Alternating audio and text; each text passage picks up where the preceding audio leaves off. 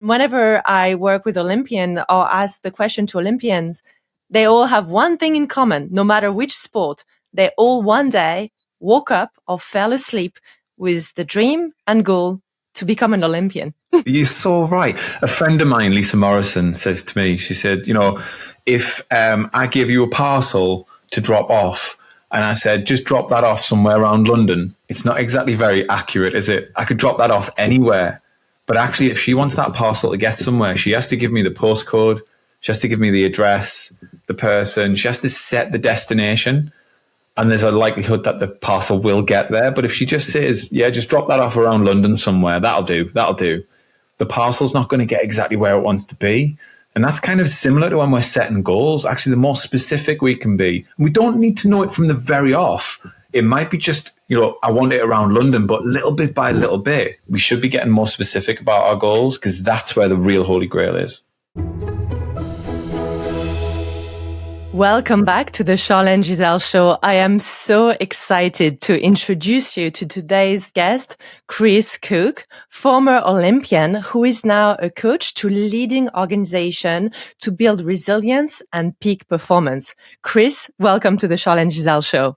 Oh, thank you so much for the invite. I've been really excited about this morning, so thank you. Oh, me too. It made my day knowing that I was going to talk to you today. So awesome. I'm so grateful. Brilliant.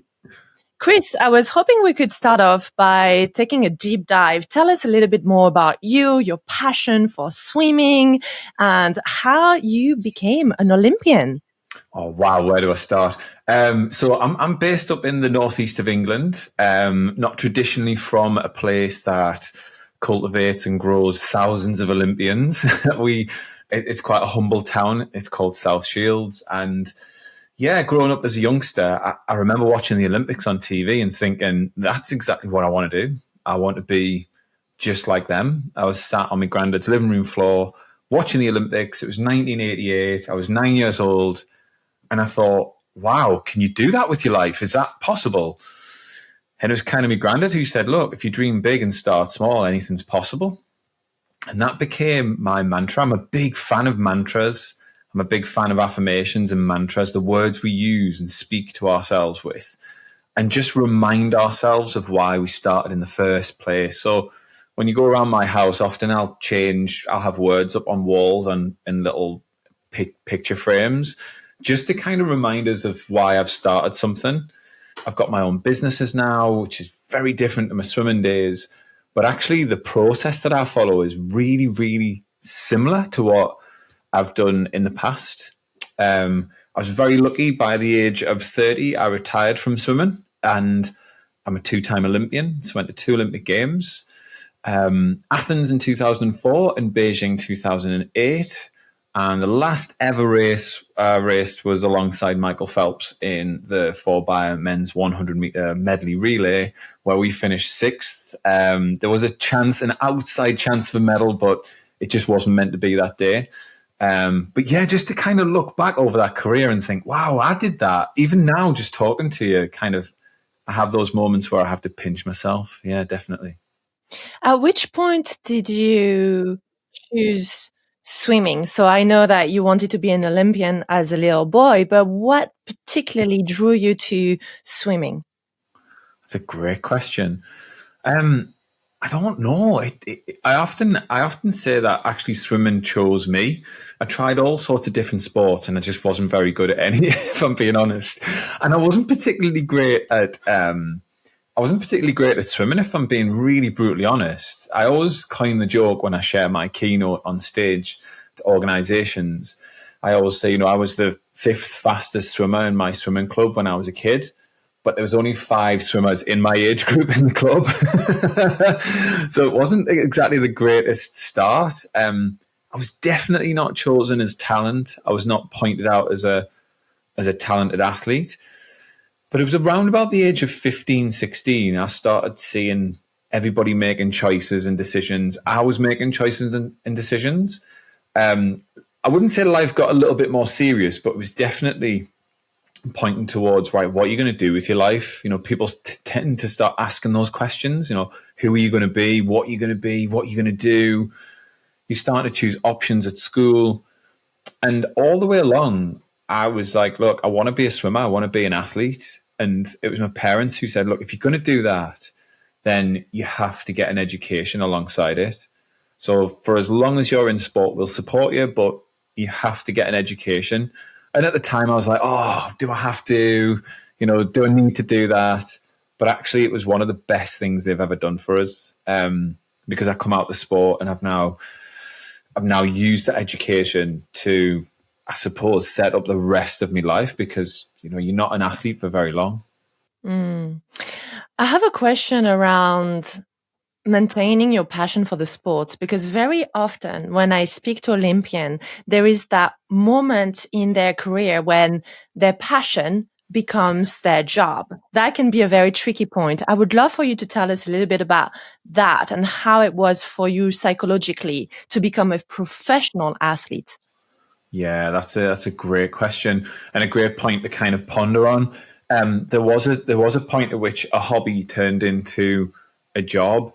And usually, I mean, it happens in everybody's life, really, when things start to get a bit serious and they all of a sudden have that moment where they look around, they think, wow, the buck stops here. This is on me. Whether it's you've got a family and now you've got a mortgage, you've got to support them. There is that tipping point where we go, hang on, is that pressure? I always remember speaking to my sports psychologist, Simon Hartley. I used to meet him every week, every other week. And he asked me a question once. He said, is pressure real? And I said, of course, pressure's real. It's very real. He said, well, it might feel real, but is it real? Could you pick it up and could you put it in that bin in the corner? I was like, well, no. And it started to get me thinking about, what is pressure? Is it a real thing? Or is it just a mind-created reality? Is it a story we tell ourselves that feels real but can't be touched? We can't reach out and grab it. So there was that tipping point where I did start to feel that pressure.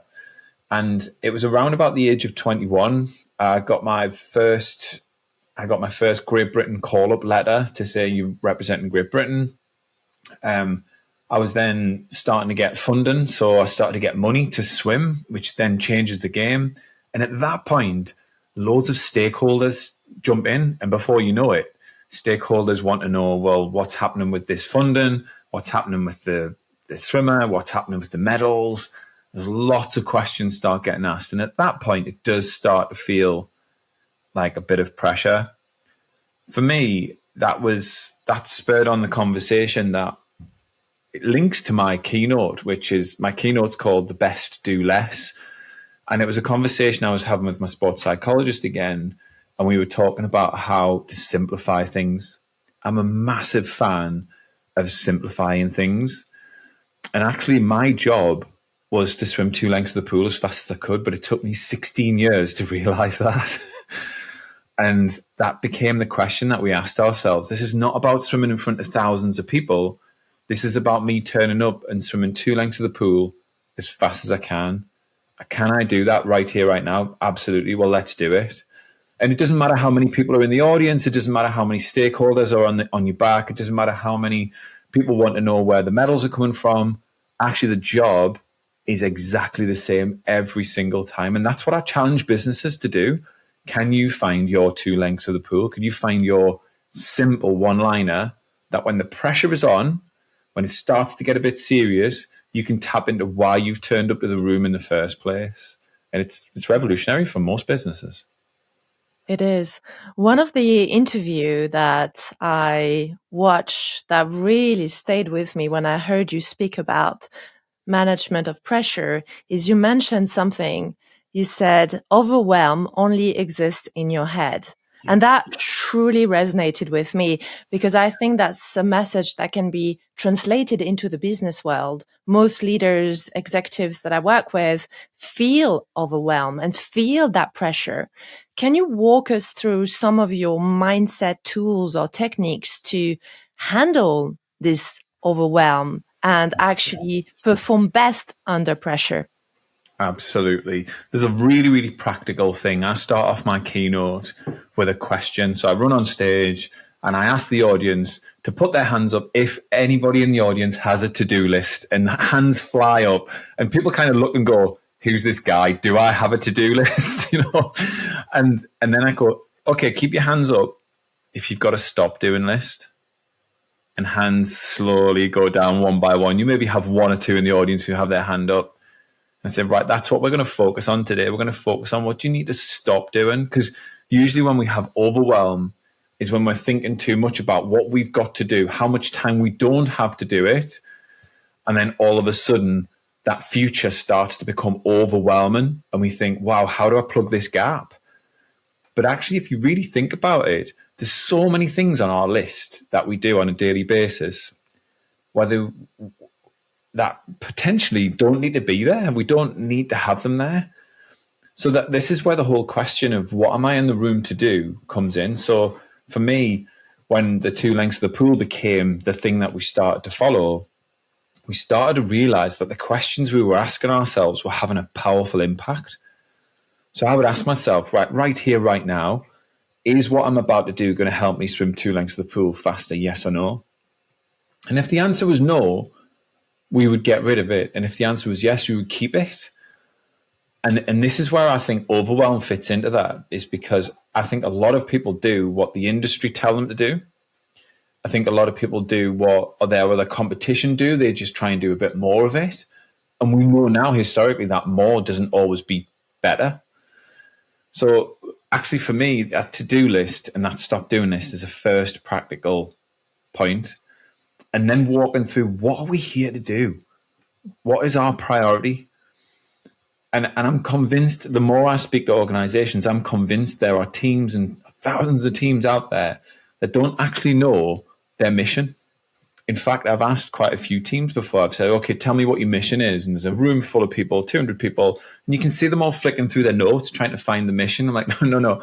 I don't need you to read the mission. I just need you to tell me it. And if an organization is truly in alignment with their mission, I should be able to say 3, 2, 1, and they all shout it out word for word together.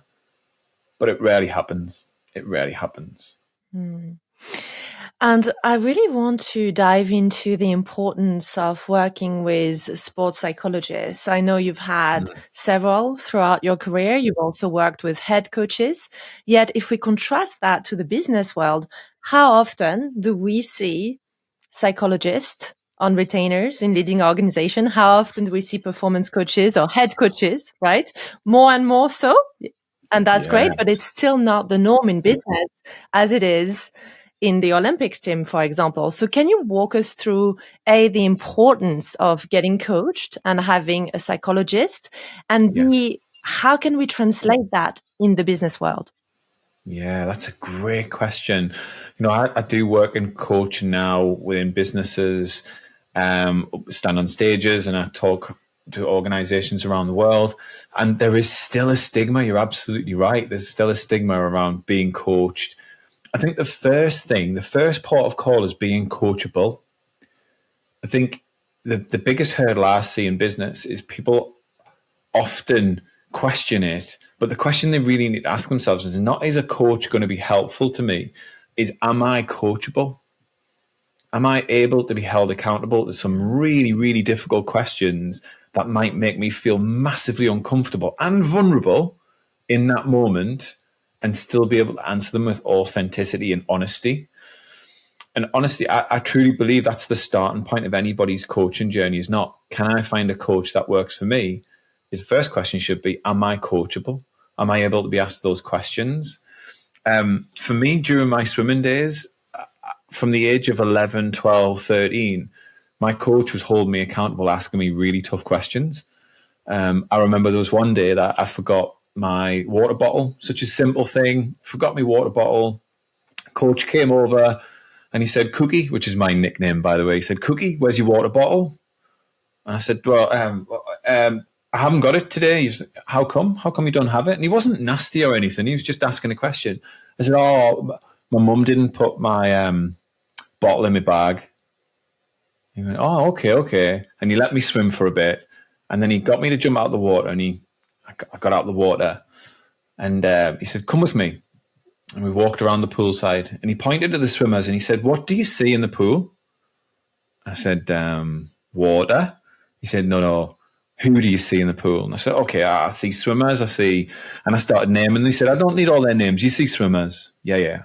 said, brilliant. He said, oh, okay, let's look up at the balcony. What do you see up there? Or who do you see up there? And I said, parents, a few grandparents, another assistant coaches up there. He said, brilliant. He said, their job up there is to get you to training, is to get you in the building.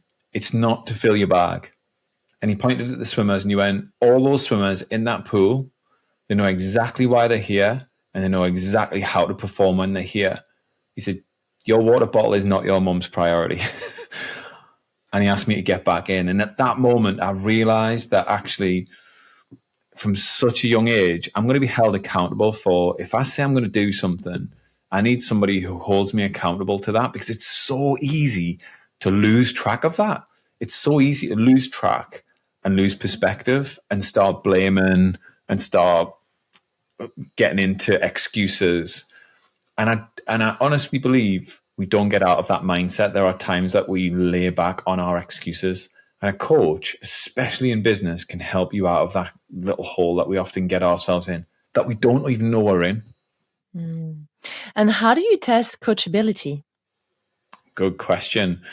First off, there needs to be that chemistry. First off, there needs to be some sort of chemistry. The person who comes here to the coaching session needs to want it. And that's a big thing, is that kind of desirability to actually move things on and progress. The next thing is, within a coaching process, you're not looking for perfection, you're looking for progress. And it's that difference between, look, at the end of the process, we will move you on. Where do you want to be? That's such an important question to answer, because in that moment, if we don't answer that, then we aimlessly wander about. So being coachable often comes down to, does that person A, want to move? Do they want to progress? Are they willing to be uncomfortable as well? And also, where do they want to be? You know, is there a destination they want to be at? A lot of people come to me as in the coaching process and have no idea where they want to be. And then in the coaching process, have that light bulb moment. But in the early parts, there's some of those signals that you get back that they want to be coached are all there. But it often starts with just that first chemistry call, working out, is this person ready? Do they want it? And where do they want to go? You know, I love that you shared that, because setting goal is something that we often don't do. We have maybe micro goals for the day or getting through that to-do list, like you said, but actually we don't necessarily have a vision that carries us through. And whenever I work with Olympians or ask the question to Olympians, they all have one thing in common, no matter which sport. They all one day woke up or fell asleep with the dream and goal to become an Olympian.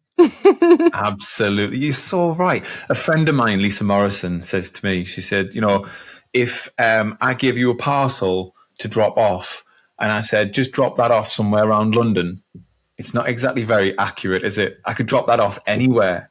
But actually, if she wants that parcel to get somewhere, she has to give me the postcode. She has to give me the address, the person. She has to set the destination.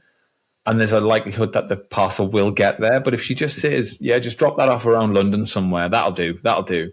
The parcel's not going to get exactly where it wants to be. It needs to be.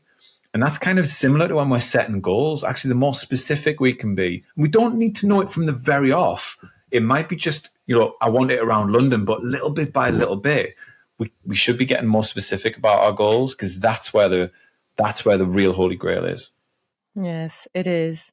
Speaking of Holy Grails, one of our Holy Grails in sport is our body, but very often in business, that's the part that we neglect very often.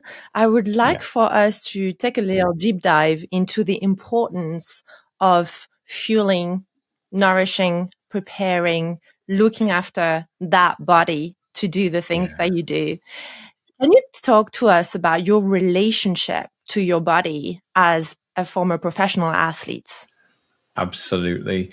You know, again, from such a young age as an Olympian, I was taught that your body is like a Formula One car. You know, you wouldn't see Lewis Hamilton or Max Verstappen filling their car with any old petrol at the petrol station.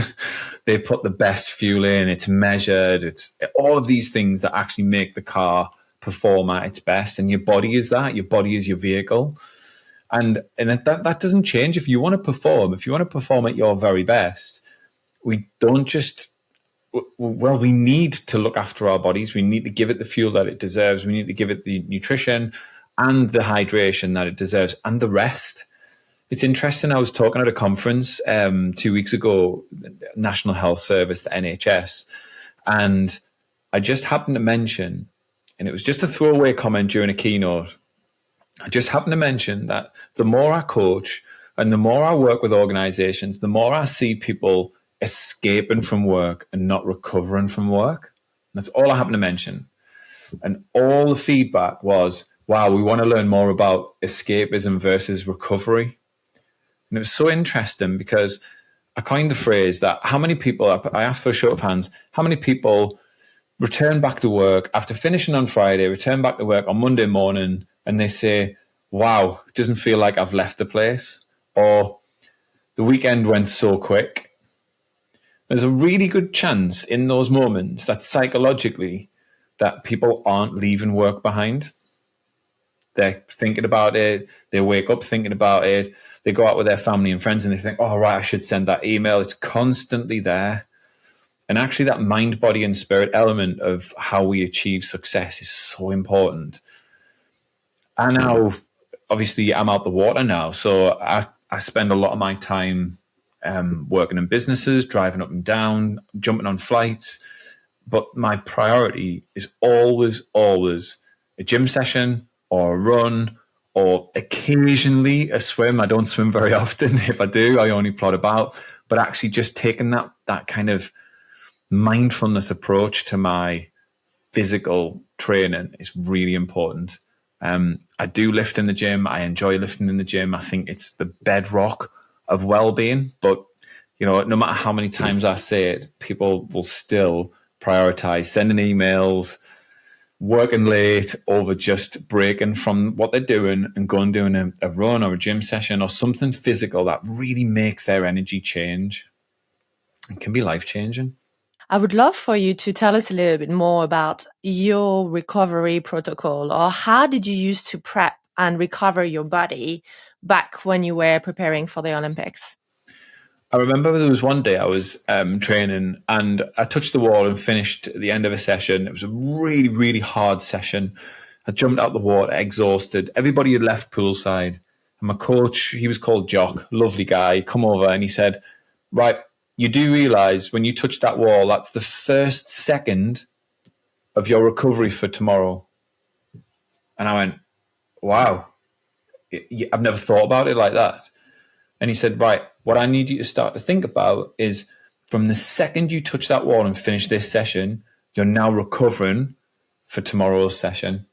What you're going to do. And that completely transformed the way I approach things. And that's the power of a coaching question. That's the power of a coaching conversation. I then started to leave snacks on poolside. So as soon as I finished, touched the wall, I would get some carbohydrate gels, some protein shakes. I would grab a banana, some nuts, some seeds, something that was really help fuel the body. From the second I touched the wall, I would hop out, coach would debrief. I would be eating away. And out of 30, 40 swimmers, I'd be the only person chomping away, starting to refuel. But it just comes down to that simple quote that I said earlier on. That's the power of a powerful coaching conversation, a coaching question. Just gets you moving in a slightly different direction, but on the same path towards where you want to be. Just switches things up ever so slightly. Massively powerful. And what did you have to let go of? In other words, one thing that I find fascinating when having this conversation with Olympian is often there is a point where you learn the power of discipline to achieve your goal. And maybe your mates or your peers are doing all those things. They look super fun and it's very appealing and very attractive. You know, through hard lessons or through coaching, that's not going to get you to your goal. What did you have to sacrifice? What did you have to choose to be the best, to be an Olympian? Oh, I love that, Charlene. You've hit the nail on the head. You know, at first it feels like a sacrifice. I had to give up parties, time with friends, there was certain times when I could do that. There were certain times where you could let your hair down. Really, in all fairness, it was my choice all the way through. I could have gone to every single party. I could have gone to everybody's birthday parties. Could have done all of them. But actually, I don't think I would be stood here now saying I'm a 2-time Olympian and won medals on world stages. It comes down to a choice. As soon as we start looking at it like a sacrifice, it feels like we're making a decision. And, I always kept in the back of my mind that the reason that I was successful in my sport is because I put that first. There were times when it had to come second. There were times when family, friends, there were certain things that were required of me, even as a husband, a dad now. There are things that are required of me that I have to step into, absolutely. But actually the priority was always working out, what do I need in order to perform? Do I need this party? Is this really useful? Is this going to help me? And often those questions that I would answer were no. So having those really difficult conversations, and they were really hard. I was having them from the age of 14, 15, 16. So by the age of 25, 26, I became used to that. That was just normal.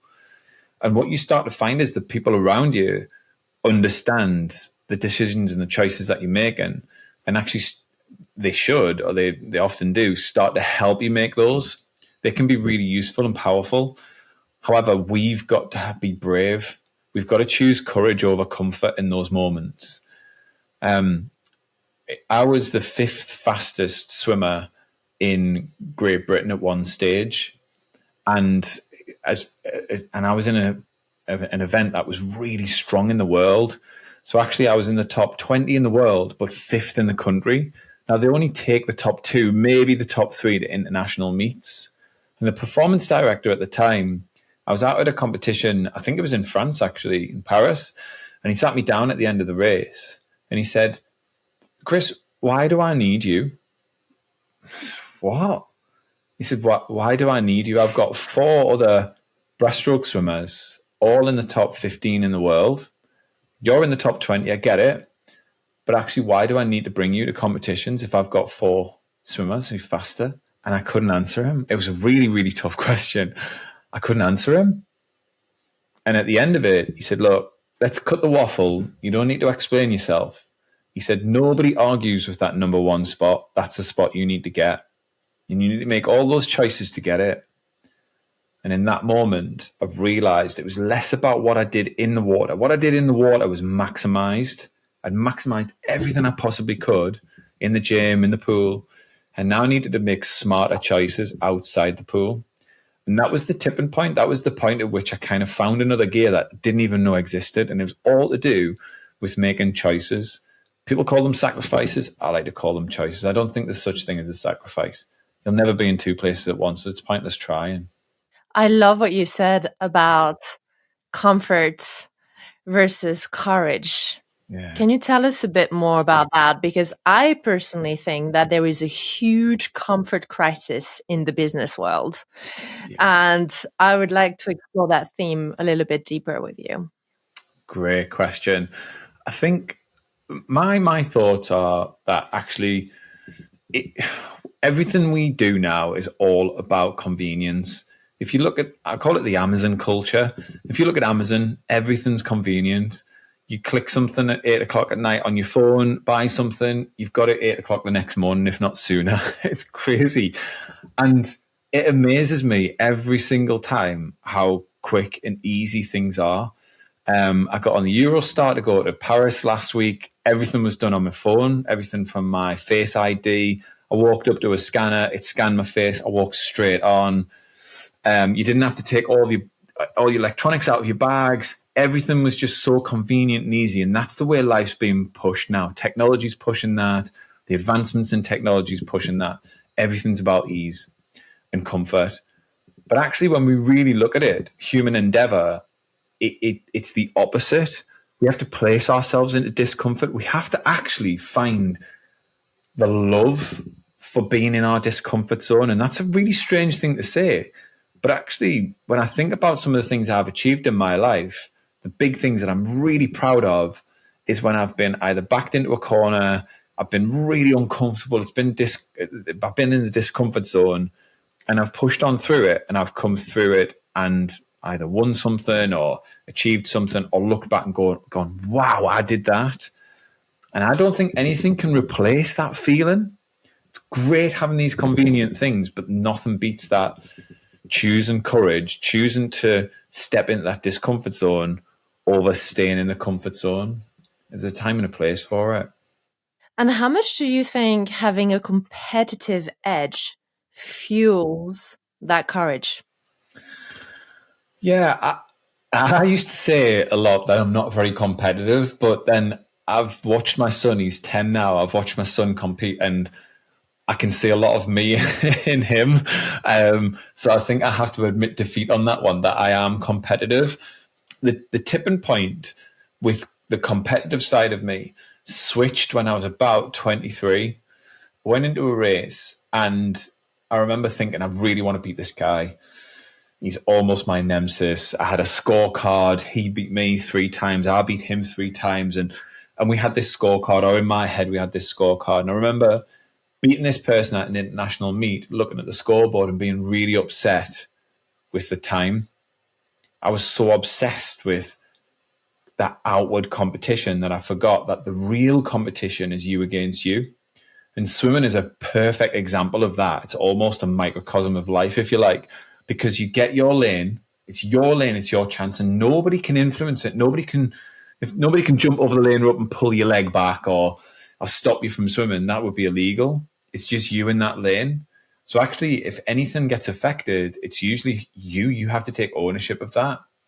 And I think that's so important to remember in life, is that it's so easy to compare. Social media pushes us to compare, doesn't it? It puts those images there that we look and we go, oh, that's not my life, or their life looks amazing.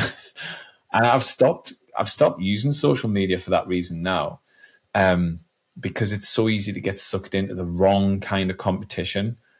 Being competitive is a massive asset, but we've got to place that competitive focus in the right area. Great coaching question I always ask my clients is, how can we be better than we were yesterday? How can we be better than we were yesterday? Not how can you be better than your competition is. It's the wrong focus, because it doesn't fulfill our potential. It does nothing to draw our potential to the surface. Asking us how we can be better than we were yesterday starts getting the creative juices flowing to get us thinking about, oh yeah, what did I do yesterday that could be just tweaked and dialed? Did I do something that needs to be ditched? Did I do something that needs to be moved on forward? And that can be a real game changer when we start to place the focus there. And how do you manage those pre-performance nerves? What I mean by that is when you know you have Michael Phelps next to you, surely there has to be an element of, what would you call it? A challenge, pre-performance butterflies. What is it, and how do you handle it? Oh, that's a great one. Okay, so for me, there's a difference between coping and thriving. So coping is just getting by. Coping is kind of scraping by in the midline. Thriving is you coming to the surface, you showing who you truly are, you kind of performing to the best of your ability. That's what thriving means to me. So the next comparison is, there's a difference between feeling nervous and feeling excited. However, they kind of feel very similar. Heart starts pounding, hands start sweating. Those sorts of physical feelings that we get can be very, very similar. Excuse me. And the difference between feeling nervous and worried and feeling excited, the gap in between these two is just preparation. So actually, I remember in 2001, I went to a competition in China, and I massively, massively underperformed. I remember getting up to the blocks. They blew the whistle for us that signifies the swimmers to get onto the blocks and stand and get ready for the take your marks and go bit. And as they blew the whistle, I reached down to splash myself with water. I was massively nervous. I was petrified, if I'm being honest with you. And as I splashed my body with water, I couldn't feel my hands and my arms. I couldn't feel the water. My hands just wouldn't work. I'd got so much in a physical bad state that I couldn't feel it.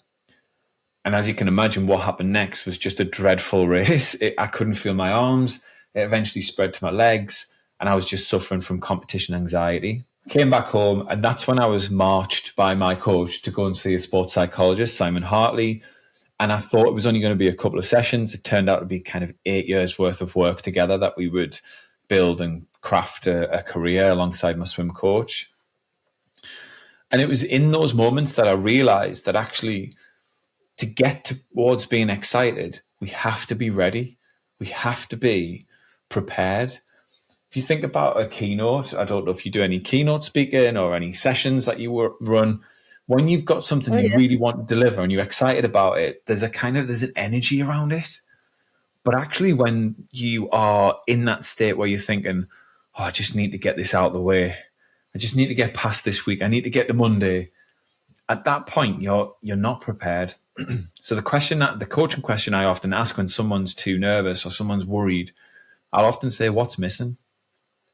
What's missing in your preparation? Because what's often missing in the preparation that comes up, once it's put in place, that person starts to feel so excited. It's incredible. We all have multiple voices in our heads, and I think all of us have an inner critic and an inner cheerleader.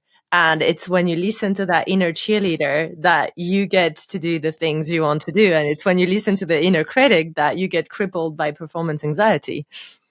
Absolutely. And I think just before we came on here, we were talking about the language we use, weren't we? And the words we use is hugely powerful.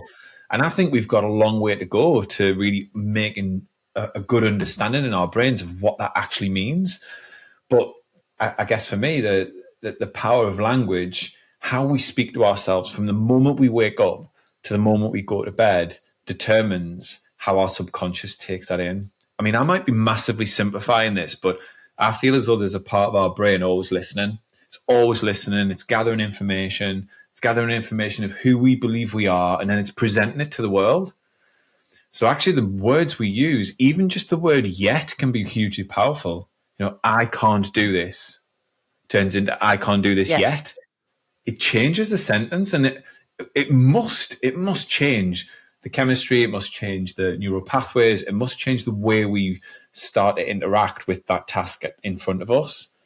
And if it just has even just 1% of a difference just by using language, I'm sure it's more, then surely you would take that. And this is free. This stuff's free. We don't have to go search for a coach to use those sorts of words. We just have to start using them. And actually, we don't have to believe in it. That's one thing that I've learned in my time is there are things that I've tried that at first I didn't believe. I thought, oh, that was a lot of nonsense. I'll give it a week. I gave it a week and I saw the results and I thought, wow, that's really powerful. That's really profound. So I've kept it. And I think having the confidence just to try things out, try things on for size. You don't have to keep them. You could adapt them. You could scrap them. But just being willing, and it comes back to that coachable bit, doesn't it? Being willing to step into something slightly different, try it, can have a massive effect. I'm a big believer in that. I used to tell to myself every time I got email notification and all those meetings, my favorite go-to sentence back when I was burning out was, it's too much. It's just too much. Yeah. That was my go-to, and it's a lot of my clients as well. And now through sports and through running and getting coached, I've learned a massive reframe. I look at my emails and I look at my meetings and I think it's proof of my progress.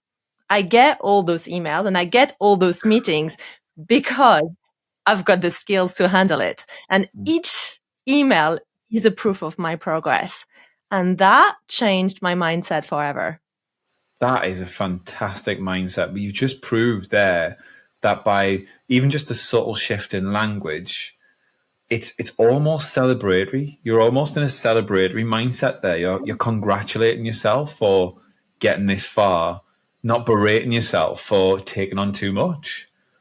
And even the words too much start the process in your brain of going, I can't cope. And again, it comes back to cope and not thriving. Fantastic. Exactly right. What were some of your mantras or positive affirmation before jumping into the pool? So yeah, I mean, early mornings when we started in the morning at 5 o'clock, there was you definitely have to motivate yourself. I've got a theory that inspiration is the thing that it's the thing that should always be there. It's almost like the North Star. So your inspiration is like your North Star, your destination. Even on cloudy days, it's still there. Even when the sky's blue, you might not see it, but it's still there. Even when the sky's dark, it might not feel like it's there, but it's definitely there. It's bubbling away under the surface. Motivation's slightly different for me. Motivation can change on a daily basis. So before I tapped into any mantras, I used to tap into what do I feel I need right now? What do I need right now? Sometimes it would be a YouTube clip. I'd put on a YouTube clip and just watch it for 2-3 minutes and go, oh yeah, that's why I'm doing it, and get G'd up. Other times it would be a bit of meditation and just a bit of quiet time. And other times it would be just reading a passage of a really useful book, something that just takes me away from the task at hand in front of us. But some of my most powerful affirmations are based around I can, I will. You know, you start to say words like that to yourself, start to say mantras that dream big, start small. That was what started my journey. That started my journey with my granddad just saying that. It might have been a throwaway comment for him, but for me, it's something that's changed my life completely from the age of 9. I would often, during COVID, when I lost the income from both businesses, which was really scary, you know, whilst everybody was celebrating being furloughed and not doing anything, enjoying the sunshine, I had to close 2 businesses that I thought would be forever. It didn't end up being that way. It was only a few months, but we had no income. Me and my wife had nothing coming in. That's really scary. My kids came out of school jumping and skipping, thinking, yay, school's out forever. And me and my wife were walking behind them going, what are we going to do? How are we going to do this? And I remember putting some mantras on my wall and just reminding myself why I came into the office every day. And I shifted my business online, and it's never been better. It's just took off. And it's just the power of it's the power of those words, and it's the power of just that mindset shift ever so slightly. And don't get me wrong, it didn't happen overnight. It wasn't a light bulb. It took me a while to get into that mode. But actually, I'm still in that mode now, and it makes me so grateful that sport has given me that chance to look at life through that lens. One thing that I admire so much about you, Chris, is that you really have this sense of legacy and passing on all your wisdom to our future generation of swimmers and Olympians. Could you tell us a little bit more about your involvement in the Paris Olympics, and what are some of those mantras or messages or mindset shifts that you teach our future generation? Oh, thank you for that comment. I really appreciate that. Giving back for me is really important. There's a program that I'm working on at the moment within Team GB called the Ambition Program. And what we do is we take the next generation of Olympians to the games. They get to do everything apart from compete at the games. So they get to see the athletes' village. They get to go to the venues. They see the performance lodge. They do all of these things around the city during the Olympic Games time. As you can imagine, it's busy, it's crazy. But we also wrap a learning program around it, helping those athletes to understand what are the similarities and differences between a European Championships and a World Championships and an Olympic Games, because they are very different. You often find that Olympians will say, you know, it takes an Olympics to really get your head around what the Olympics is about. And that's what this program is all about. It's about helping those athletes get a glimpse of what the future could look like for them, and also helping to have those high quality conversations to go, okay, in 4 years' time, what's it going to look like for you? How is that going to convert into a medal? And it's been running for fair few years now. And we've now got alumni. Now we've got athletes who've been through that program who then have gone to stand on podiums at the Olympics. So now we've got proof that this stuff works, which is just fantastic. So we'll be taking a cohort of 50 plus athletes through this program. We'll take them to Paris. We've just come back from Paris last week, actually, just having a look at the venues, which was so exciting. Just starting to see the city get ready for what's just going to be an epic games. Can't wait. And what is the one thing that you would tell a young aspiring swimmer? Oh, what one thing?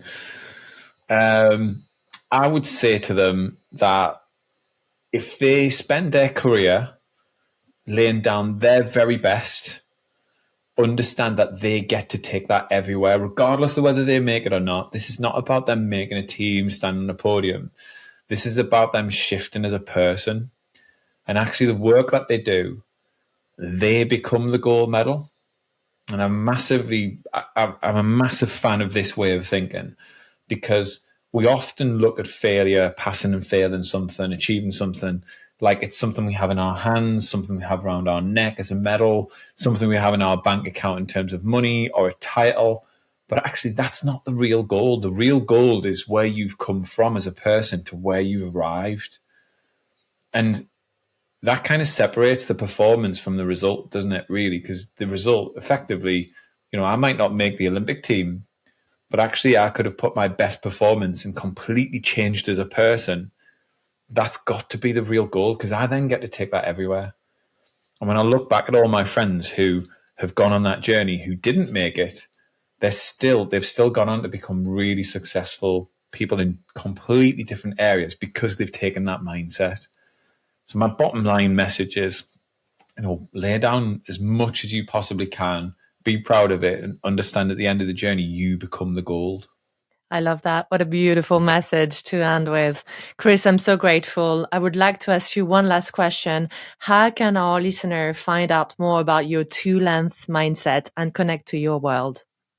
Yes. So my keynote, The Best Do Less, which I talk about the two lengths of the pool. I'm on Twitter, which is Chris Cook GB. I'm also on LinkedIn. LinkedIn's my preferred platform, if I'm honest. I really love it for learning and sharing.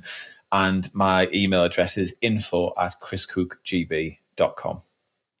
Thank you, Chris. And we'll put all of this great information in the show notes as well. Chris, thank you so much for sharing this space with me this morning. You've really brightened up my day. And I might go for a swim later on. You've inspired me. Results. We should do one together at one point. That's a great idea. Let's do it. Although you might beat me these days. Hardly. Let's do it then. We have a swim day to look forward to. Brilliant. Oh, thank you so much. Take care, Chris. Thank you for spending your time with me today and listening to this episode. Remember to subscribe so that you can receive weekly updates. And if today's message resonated with you, please remember to share it with a friend, a colleague, or a loved one who could really benefit from this episode.